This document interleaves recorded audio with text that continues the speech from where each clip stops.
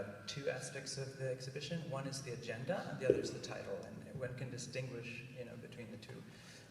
On the one hand, the title has different interpretations because actually the relationship between architecture and art has been evolving very quickly, and art is sort of limitless. And certainly since the 60s and 70s, in the expanded field of sculpture and space and the cities, and now one could say art is site-specific, can have social agendas, can be engaging and so on, and can share many things with architecture.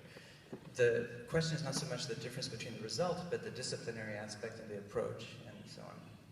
I think the agenda of the show, though, is in a way, maybe instead of do not touch, it's touch, and engage. And I really appreciate that. I think the agenda is really fantastic because one can say that, there are many publics of architecture that we address. Some simply don't get to experience it in a certain way. And at a certain level, any kind of dislocation of architecture from its natural urban or rural context in which it's useful and engaged, as I think we've understood, can be seen as problematic. But on the other hand, it becomes explicit and therefore becomes a kind of a message or a way for many people who wouldn't think about architecture a certain way to experience it firsthand.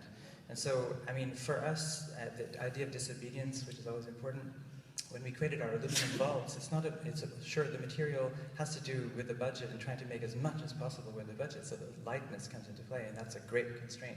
But for us, it's more of this open-ended idea. Can we engage with the other pieces in the exhibition and with people in a way that we could never, ever imagine what the outcome will be, right? Is it going to be a polycentric pavilion for performances? Or, we thought Michel Devine's trees were going to invade it, actually, and we were excited about that idea. So I think the agenda of the show is really interesting. It's not the only way to do an architecture show, but it's a very important one to bring physical aspect of architecture to